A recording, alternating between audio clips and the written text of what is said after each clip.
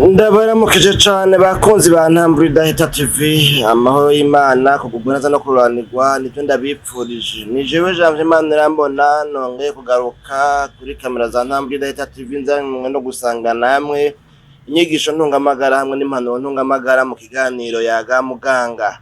Ikiganiro Yaga Muganga cyo no musi nagomba ngo tuganire ku bintu umuntu yokora kugira ngo bishishikare kworohereza amagara yo mu mutwe, ibi tuvuga mu gifaransa ngo santé mentale. Murazi yuko hahora hagera igihe kumbure iyo mu mutwe harengewe, iyo mu mutwe hatoroherejwe, hagera igihe ugasanga umuntu aragwaye ingwara zo mu mutwe, aragiye kwa rujani, kuvuzwa kwa rujani, hari n'abataronka ayo mahirwe bagasara bakiruka bakaja mw'ibarabara. Nibaza ko ivyo vyose mubizi. None rero mbega ni ibiki twokora, ni ibihe bintu twokora kugira ngo bishishikare kworohereza amagara yo mu mutwe, ubuzima bwacu bwo mu mutwe, kugira ngo mu mutwe hashishikare gukora neza. Ko murabizi yuko haragerege bakavuga ngo insinga zakoranye ko nyene iyo vyapararanganye. None rero kino cambere mu bintu bitanu ngomba kubabwira umuntu yokora, nico ko umuntu yogira novuga ngo ni ikintu bita mu gifaransa ngo hygiene de vie.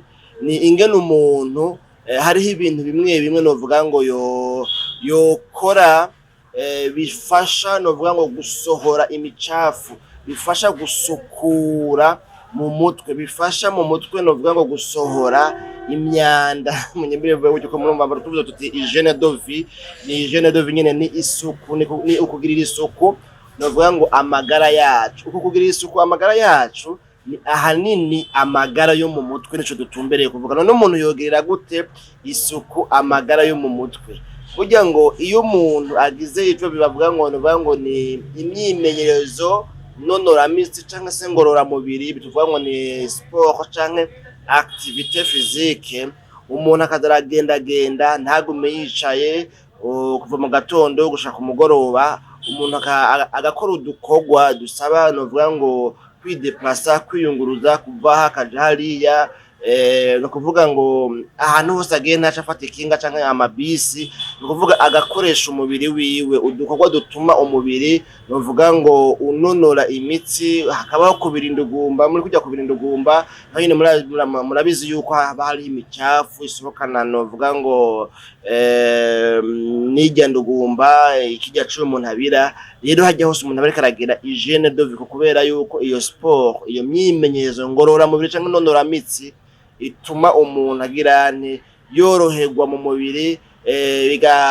bigasohora novuga ngo ibyo bavuga ngo ni imisemburo y'uruhagarara, ama hormone ya stress. Kandi umuntu agira sport novuga ngo biratuma mu mubiri habaho izo hormone zigwanya stress, novuga ngo ni hormone anti stress.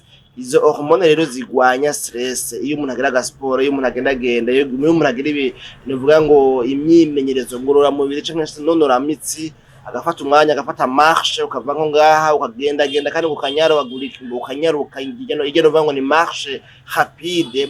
Bijya birafasha cane gose gusukura umubiri, kubera urabirinda ugumba, urabiriyasho, hanyuma kandi hakabaho libération des hormones anti stress ziheza zigafasha kugira korohereza umubiri na cane amagara yo mu mutwe. Kiri kintu naco umuntu yokora mu ntumbero yo kugira hygiene de vie, nuko umuntu yogira ico bita ngo ni alimentation saine. Ni ibyo umuntu afungura, akaraba ibyo afungura, kubera yuko ari ibyo umuntu afungura bigira bisinzikaza amagara yacu. Usanga rero bitumye kumbura umuntu atoroherwa mu buzima bwiwe bwa misi yose, na cane kuri kino kintu turiko turavuga cofasha kworohereza amagara yo mu mutwe, kugira ngo ejo ntibazova ngo naka intsinga zakoranyeko. Nuko rero nizera ko muri ko murahungukira ibitari bike kuri iki kijanye na hygiene de vie, ingene umuntu agira hygiene, ingene umuntu asukura umubiri wiwe, agasohora novuga ngo umubiri wiwe ugasohora ibidakenewe biciye muri no sport, ino myimenyerezo nonora mitsi cyangwa se ngorora mu mubiri. Ingene umubiri ucugira n'ucuhingura ntuzeye ama hormone y'imisemburo igwanya stress nayo burya murabizi yuko uruhagarara ni mu mutwe, biruruhisha mu mutwe, hanyuma akagerege mu mutwe rero bigira novuga ngo bipararangana ibintu nyene nk'ivyo. kandi iyo myimenyerezo ngororamubiri ngo iragabanya ico twita ngo ni anxiety, kwa kuntu umuntu aba yumva nyene umengo nyene mu mutwe ntibimeze neza, yumva umenga afise novuga ngo umwivira, umengo nyene novuga ngo ntiyorohewe, umenga ararushe, umengo ntaryohewe, ntiyishimye, ntanezerewe. Ivyo vyose biraheza biraheza bikagabanuka. Ikindi naco umuntu yokora mu ntumbero yo korohereza amagara yo mu mutwe kugira ngo mu mutwe horoherwe umuntu yameliore sa santé mentale, nuko umuntu yosinzira bikwiye, yoruhuka bikwiye. Gusinzira hamwe no kuruhuka birajanirana. Urashobora kuruhuka ariko mugabo udasinziriye.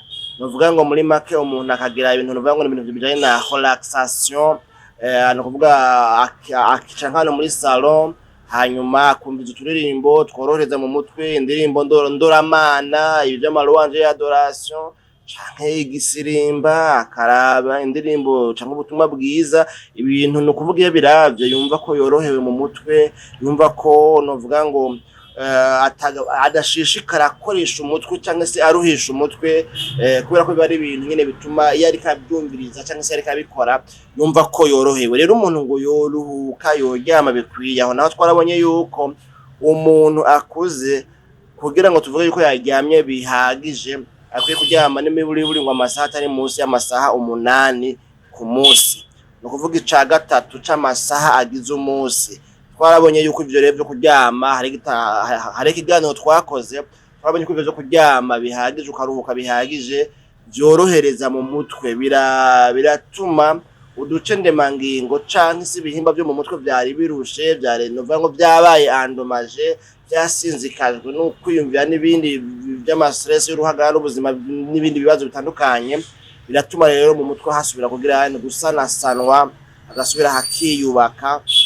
Hanyuma kandi ivyo bintu byo kuruhuka naho umuntu novuga ngo gufata ama pause, novuga ngo ama pause ari régulière, biratuma umuntu novuga ngo afata umwanya uko ivyo yiyumviriye, ivyo yakoresheje ubwonko, novuga ngo vyiyungurura, vyitria, akabaho triage, no kuvuga ibikenewe bigaheza bikinyahogistre, bidakenewe navyo bikarengana. Gutyo ubwonko no muri make kwagirana bukaronka umwanya wo kuruhuka, bukaronka umwanya wo gusubiramwo ivyo bwahawe, ibyaciye muri bwo. Gutyo umuntu rero mu mutwe hakoroherezwa, mugabo umuntu ntagume asircharge ubwonko. Murumva reko kuryama basinzira cyangwa se kuruhuka ukidetanda, novuga bya navuga by'indirimbo amalouange n'adoration n'ibindi byose kumure bitandukanye, ugasanga rero iyo bibaye biraheza bikagira bigafasha amagara yo mu mutwe kwiyameliora, gutera imbere, gushishikara kumererwa neza no koroherwa. Ica gatatu muri bino bintu bitanu turiko turavuga n'ico ko umuntu yomenya ingene agera le stress, ingene umuntu novuga ngo akontorora, agenzura stress hamwe n'ama emotion, ibigumbagumba. Murazi ko ibigumbagumba hamwe n'uruhagarara biba ari ibintu navyo nyene bishobora kugira guhungabanya amagara yo mu mutwe. Nuko rero murumva yuko iyo gestion des émotions et de stress nayo ni kimwe mu bintu umuntu yokora kugira ngo bimufashe korohereza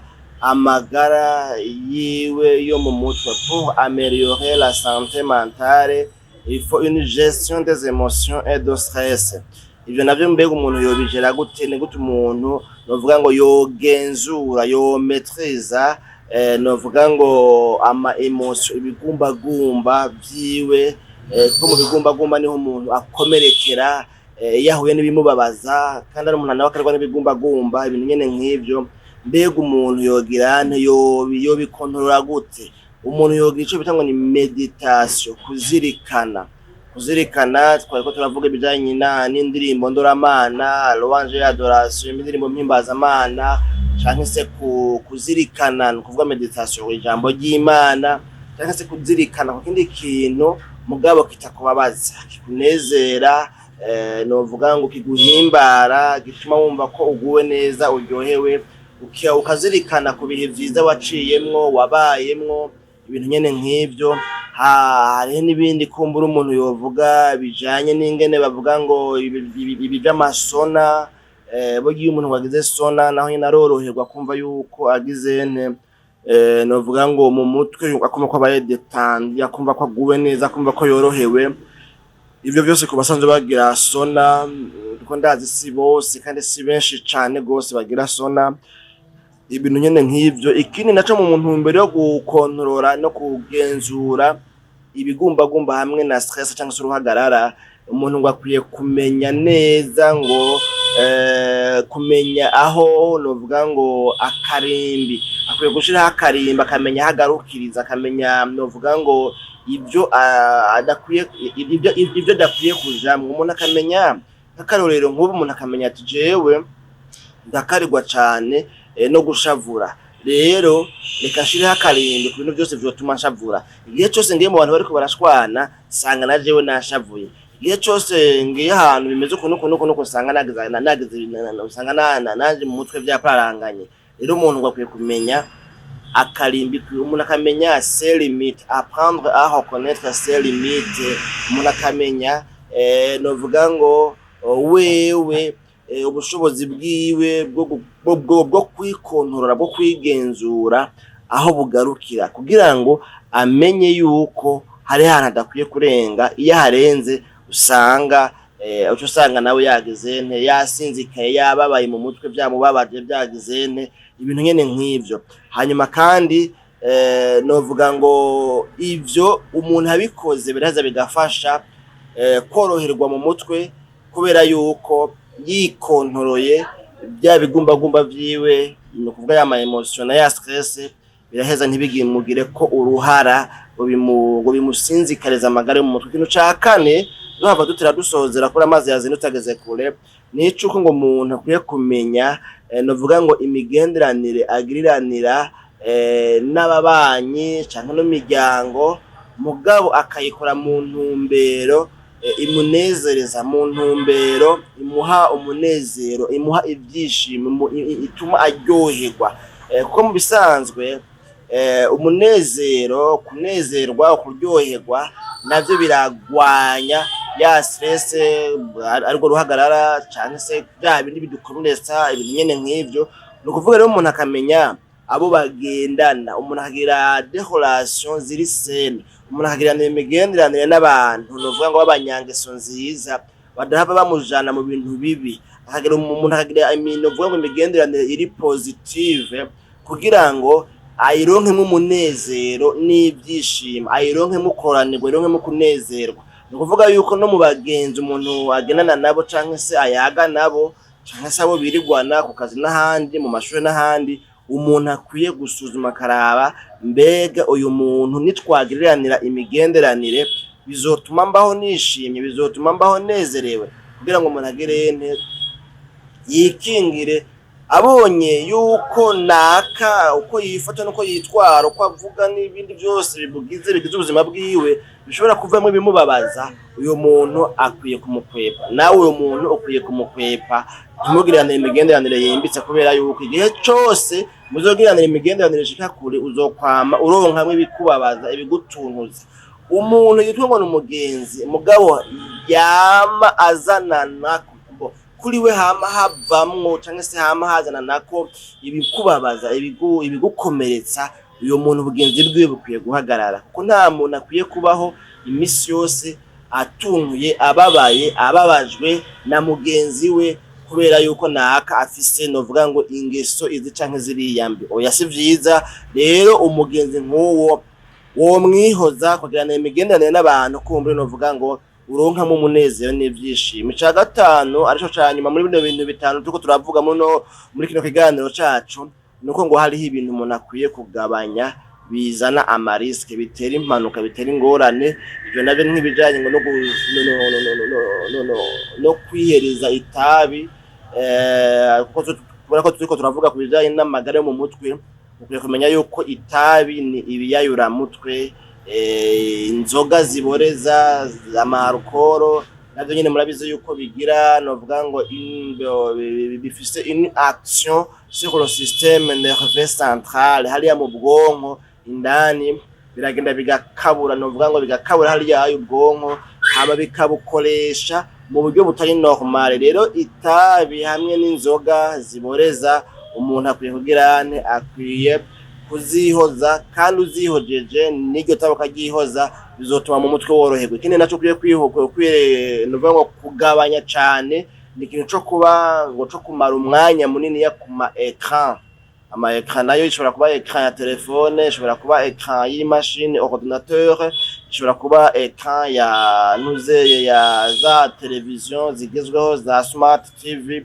Hanyuma ugasanga rero ngo umuntu ayimara ku mwanya muremure, bige biraruhisha amaso. Murazi ko amaso ivyo abonye hari imitsi nsoza bwenge ijana amashusho ama image, novuga ngo ivyo umuntu ariko araraba iyo mitsi ikayajana hariya mu bwonko bugatanga insiguro bukinterpreta bukagirane, hanyuma bukabwira umuntu tubibe niko araba nibi. Rero bijya biraruhisha cane mu mutwe.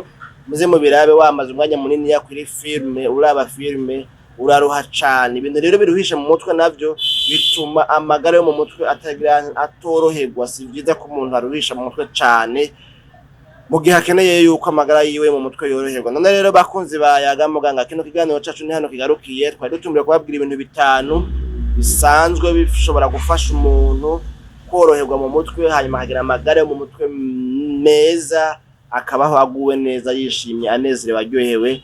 Icyo twita ngo ni santé mentale, comment améliorer sa santé mentale. Jewe Janvier Maniramba ndagitunganije nkakibashikiriza ndagisozereye, nabike abantu naho butaha. Mwebwe bashasha muconde kuri sabone cyangwa subscribe kugira ngo mushishikare kuronka ibiganiro byacu.